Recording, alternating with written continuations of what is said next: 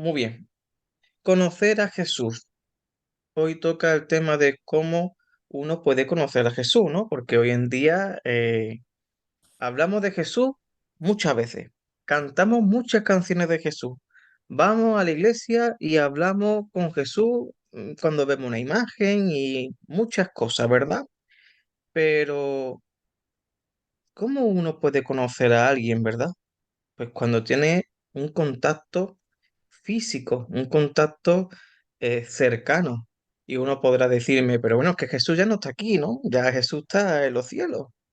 Bueno, pero Dios ha provisto a la iglesia un medio a través del cual tú puedes palpar con tus manos y palpar con tu oído, que es la palabra de Dios, ¿verdad?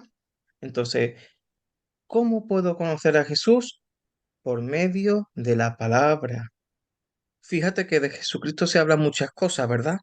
Incluso hay muchos grupos que se llaman cristianos que hablan de Jesucristo, pero están enseñando cosas falsas. Entonces, qué importante es tener como referencia las escrituras. ¿Por qué? Porque las escrituras nunca van a cambiar, ¿verdad? El pensamiento del hombre podrá modificarse, el hombre podrá escribir muchos libros, etcétera, etcétera, pero la palabra de Dios siempre ha sido y siempre será igual. Por eso es la verdad la que encontramos allí acerca de lo que se habla de Jesucristo.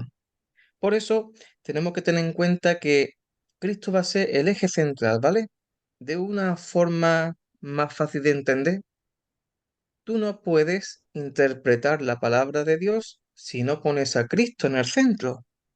Uno no puede entender el Antiguo Testamento si no pone a Cristo también. Es cierto que Cristo va a aparecer en los evangelios, ¿cierto?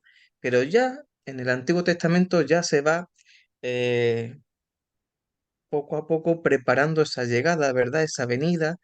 Y de alguna forma o de otra se puede relacionar mucha lectura del Antiguo y con el Nuevo Testamento y Cristo va a ser el engranaje, va a ser el enlace para poder tener una interpretación más favorable, ¿verdad? A la hora de traducir, a la hora de explicar y a la hora también de dar a entender a las otras personas que no conocen a Cristo, pues, ¿quién es Cristo? Entonces, hubo un teólogo muy famoso en teología que es Hugo de San Víctor, ¿vale? Este teólogo es del siglo XI. Estamos hablando de que estamos en la Edad Media. Y él dijo una cosa que a mí me encantó y tenía que ponerlo aquí en este catecismo, ¿verdad? Y es que toda la escritura divina habla de Cristo. Y toda la escritura divina se cumple en Cristo. Entonces, fíjate tú cómo la visión nuestra tiene que ser cristocéntrica. En el centro tiene que estar Jesucristo, porque la escritura habla de Cristo, pero es que también la escritura es el cumplimiento en Cristo. Entonces vemos aquí que las escrituras son fiables, son verdaderas, porque ¿de dónde viene esa escritura? De Dios. Entonces tenemos esa seguridad y esa certeza de que aquello que leamos en esa palabra va a ser bueno para nosotros. Entonces tenemos que tener en cuenta que el Evangelio de Juan va a ser un evangelio totalmente diferente a Marco, Lucas y Mateo, ¿verdad? Recordamos de que eh, Marco, Lucas y Mateo son los evangelios sinópticos, pero Juan va a tener una peculiaridad y es que este evangelio que lo escribirá el apóstol, el discípulo amado de Jesús, San Juan, va a ser un evangelio donde va a relatar diálogos muy largos, veremos a un Jesucristo mucho más detenidamente, con diálogos más profundos, más cercanos. Entonces podríamos decir que esa profundidad de la divinidad de Jesucristo se puede palpar mucho más en el Evangelio de Juan que en otro evangelio.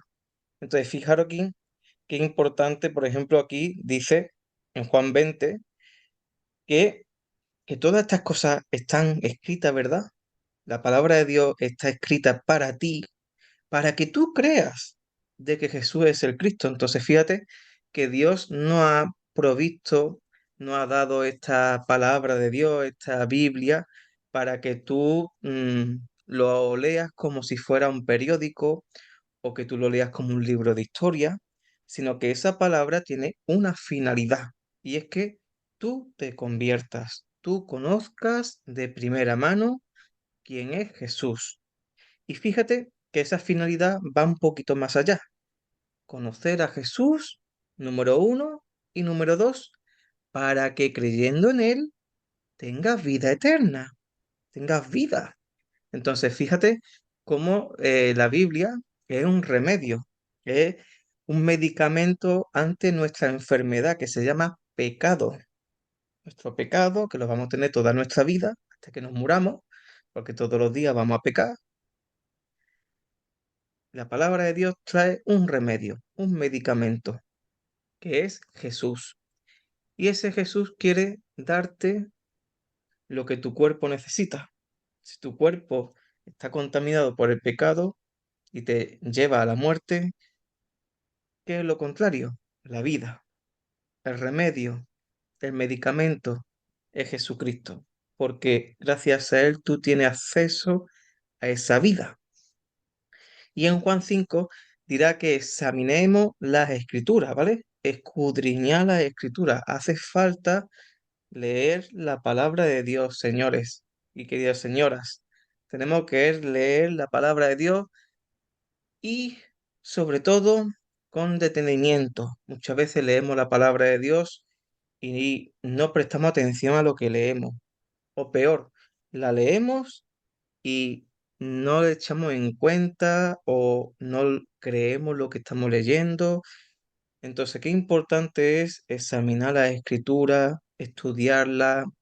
Si hay algo que no entendemos, buscarlo, ¿verdad? Preguntar también a otras personas que entiendan para que nuestra mente pues vaya poquito a poquito creciendo, ¿verdad? Seamos más cultos y conozcamos mejor a Jesús. Tú cuando vas a conocer a alguien, para conocerlo más, ¿qué necesitas? Quedar más tiempo con él, ¿verdad? Tomar un café con él, quedar con él para comer, quedar con él para pasear, echar más tiempo.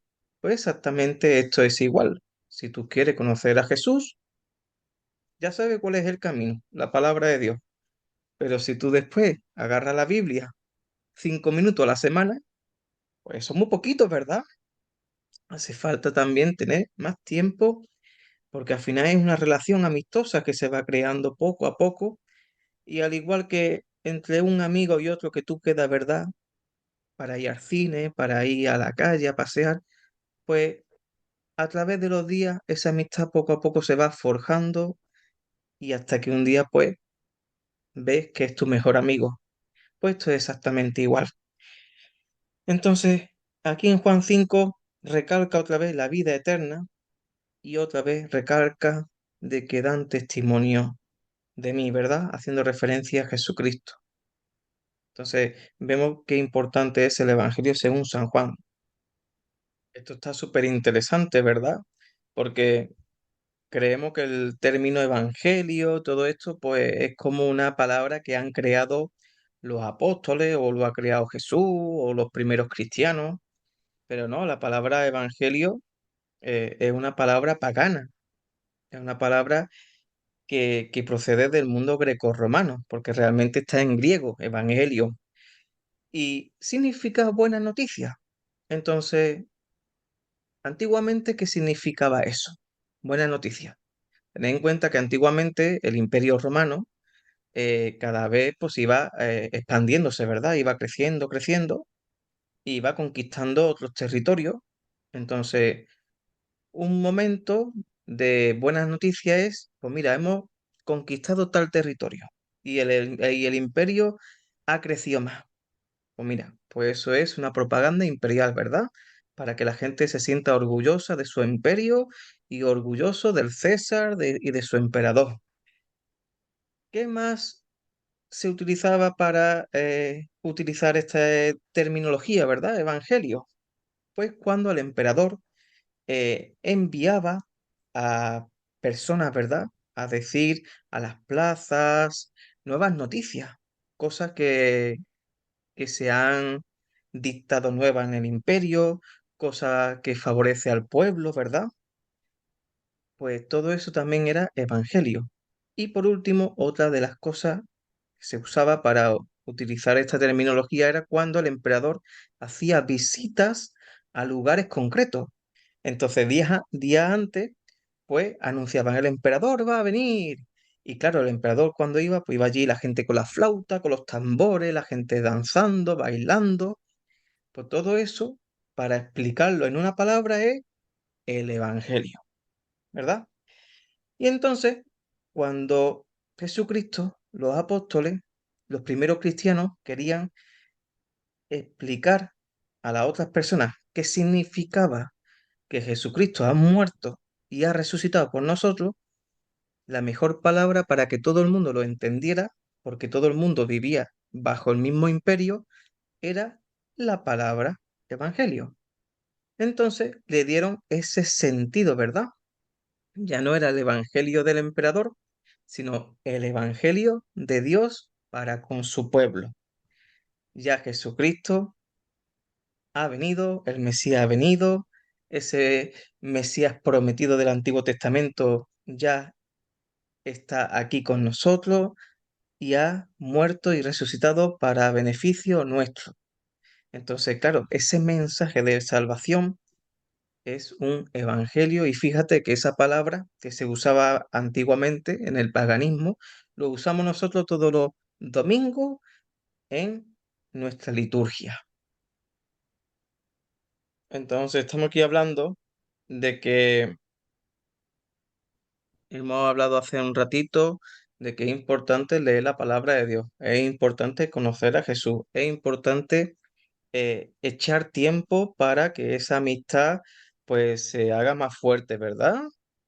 De mucho fruto. Pero es que aquí viene un saltito más a ese complemento y es que permanezcamos en lo que hemos aprendido y creído. Entonces, uno, cuando quiere una amistad y quiere tenerla para toda la vida, ¿qué es lo que necesita? Permanece a su lado, ¿verdad? Pues esto es exactamente igual.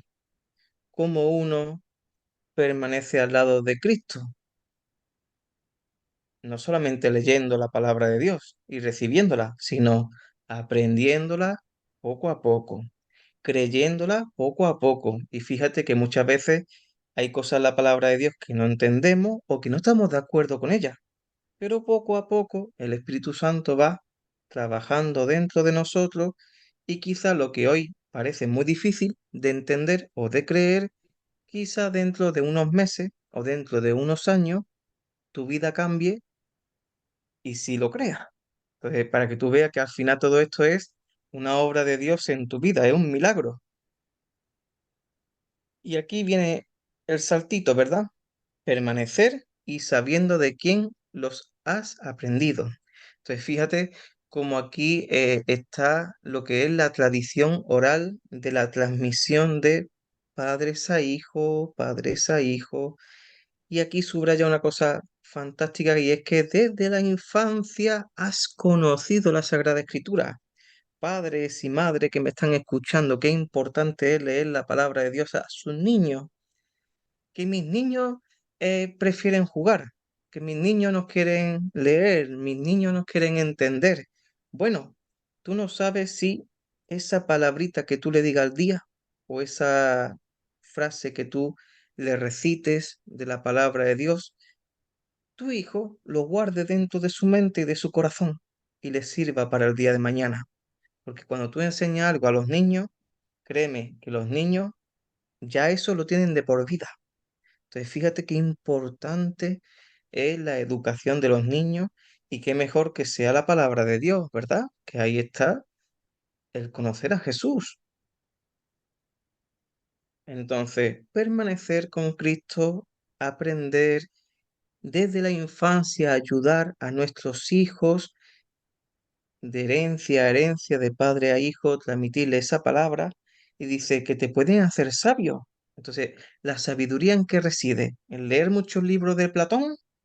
en leer mucha política, en leer mucha filosofía o en muchas matemáticas. No, eso es sí, es sabiduría, ¿verdad? Es cierto, es ciencia, será muchas cosas, pero la sabiduría aquí se está contemplando como la verdad en sí misma que procede de Dios. Esas verdades que el hombre en otros libros lo van cambiando, ¿verdad? Y al final nos volvemos locos. Dios siempre lo que dice es cierto y verdadero y nunca cambia. Y esa verdad está residida en Jesucristo por la salvación en la fe. Muy bien, queridos hermanos, que Dios os bendiga en el día de hoy.